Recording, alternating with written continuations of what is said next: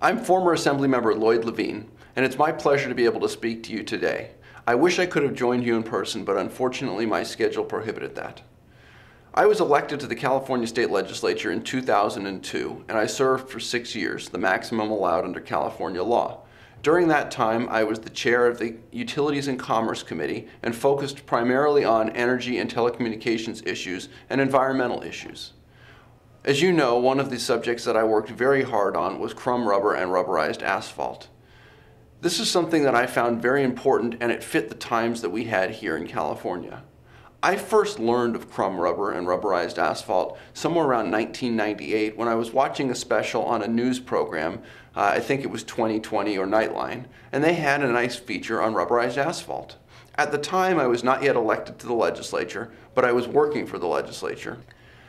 I brought the subject of crumb rubber and the videotape that I had seen to the attention of my boss at the time. I arranged for some meetings. The Department of Transportation predictably was not very interested. They'd always done it their way. We're just going to keep doing it our way. Don't bother getting in our way and telling us these newfangled products. And my boss didn't feel like pushing it.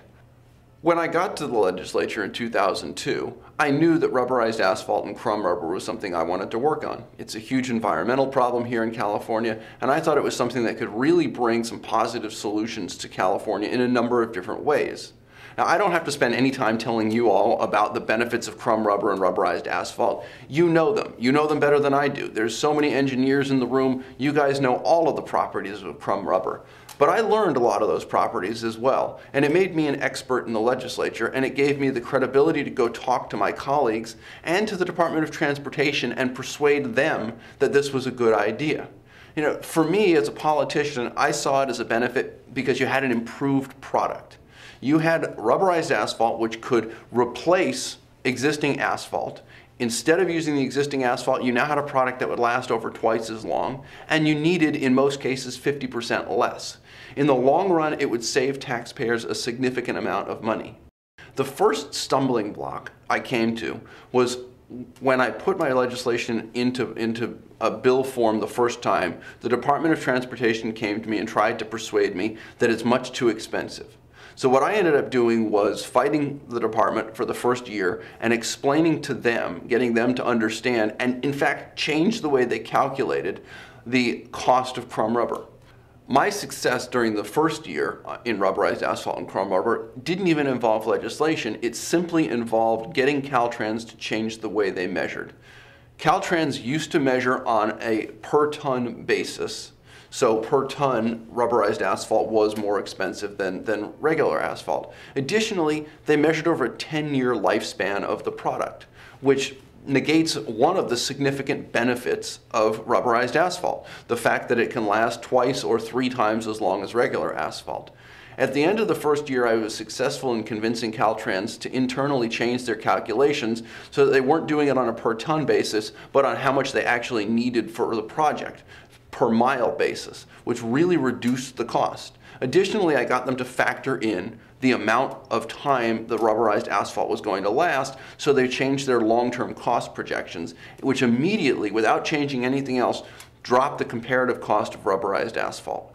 I didn't want to stop with the internal victories of changing Caltrans's measuring and costing procedures, because I still knew that alone wasn't going to solve the problem.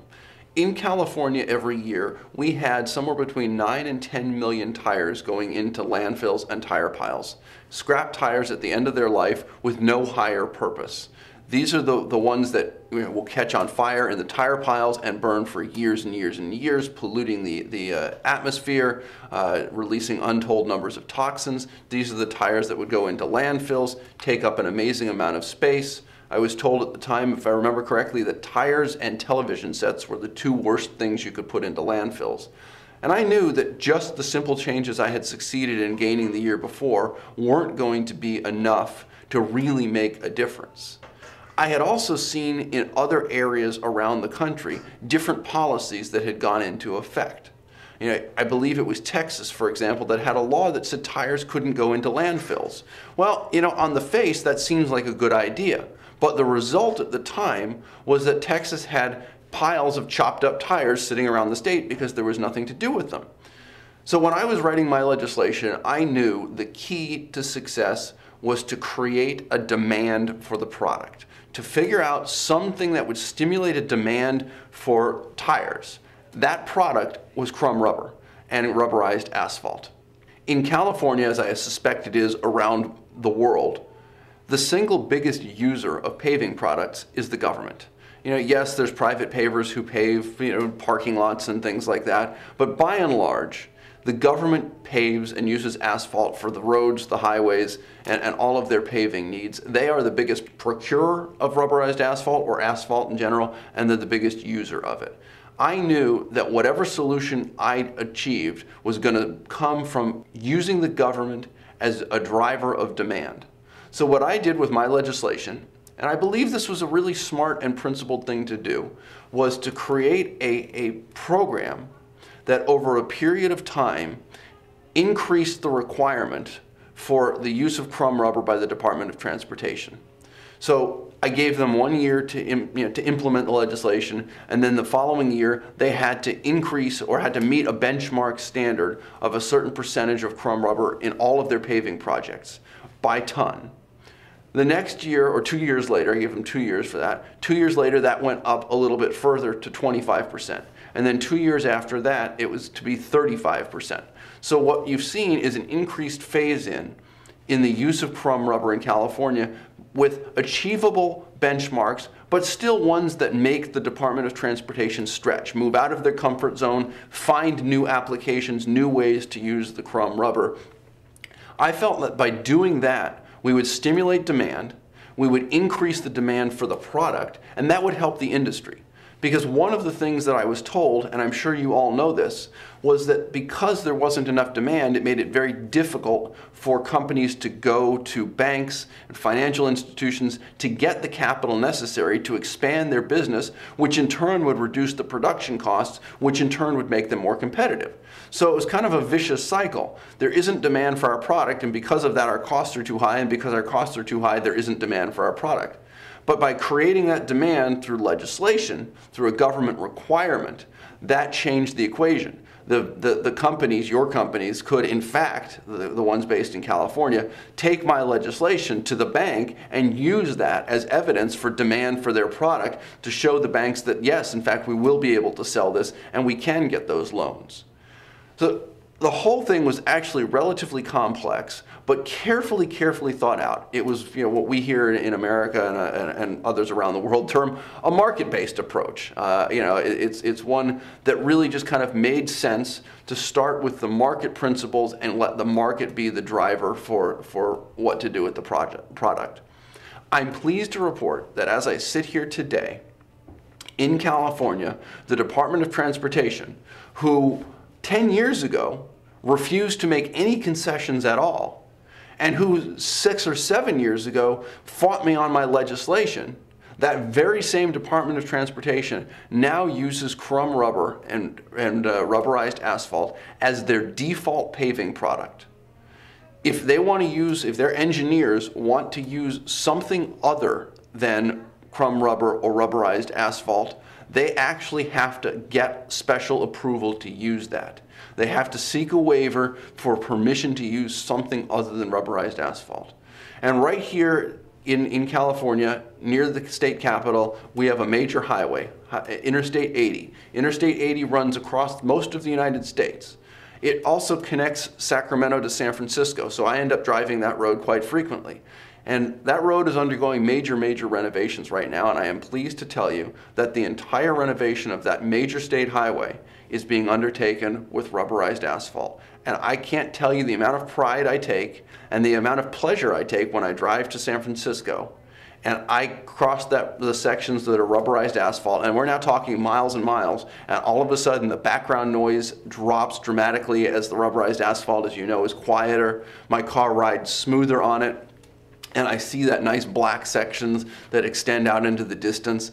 I can't tell you the amount of pride I take in having been able to accomplish that, because it's not just for me.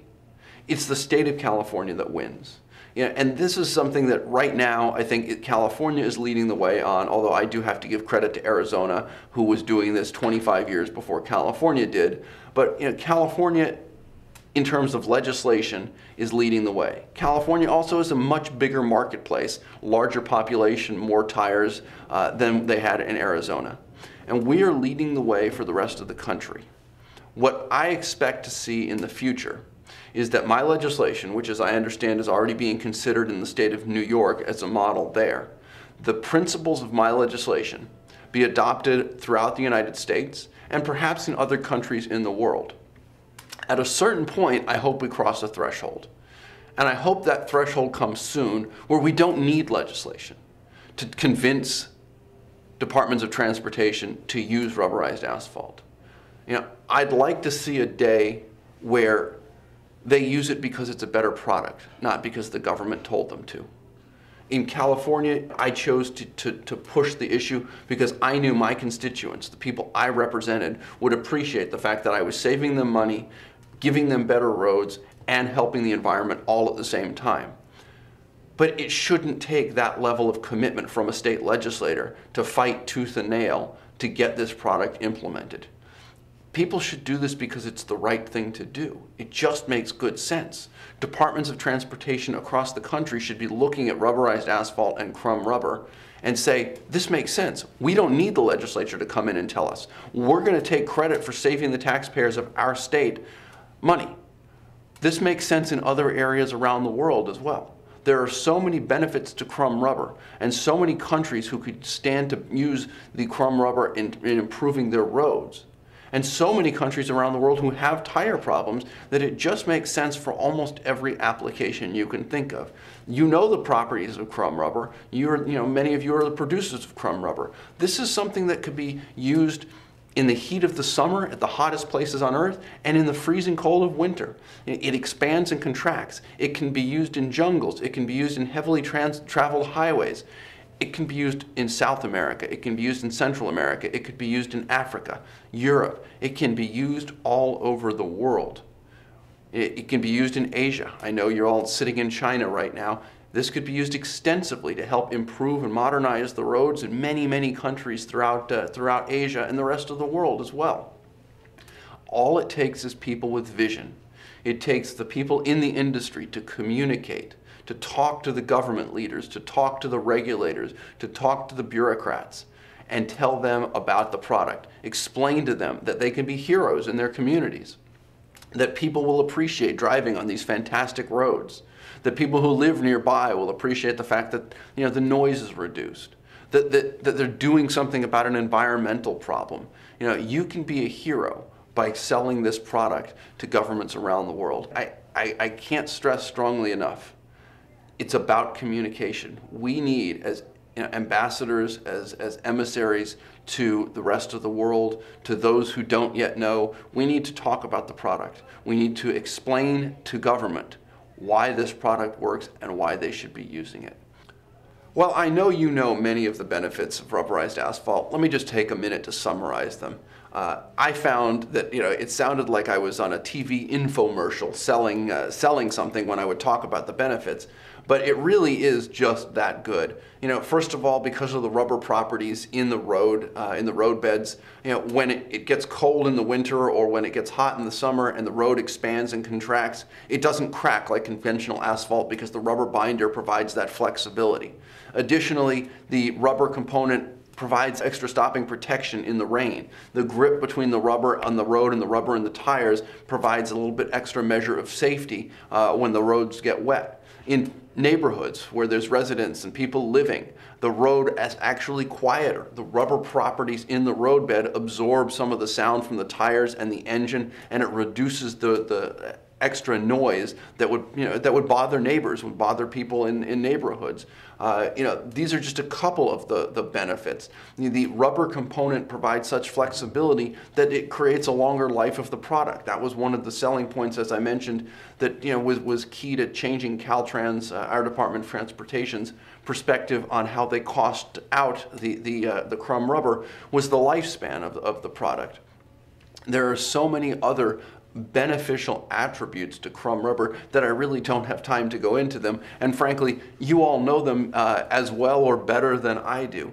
But it is, it is one of the few products that I've seen where it is truly a win-win-win situation.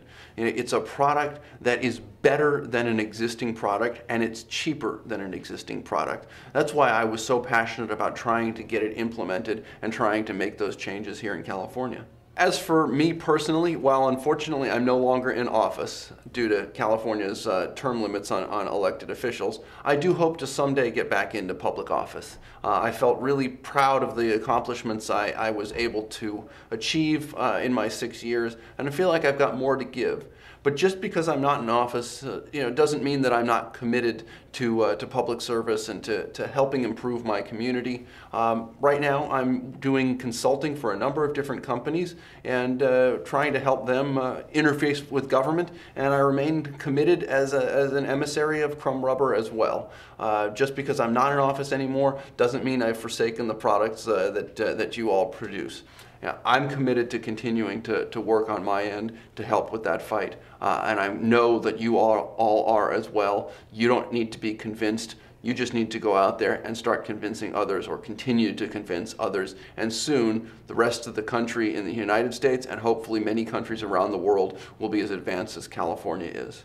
Again, I wish I could have been there personally. Thank you very much for allowing me to speak to you via videotape. Hopefully I can join you at the next conference, and good luck and enjoy the rest of the conference. Thank you very much.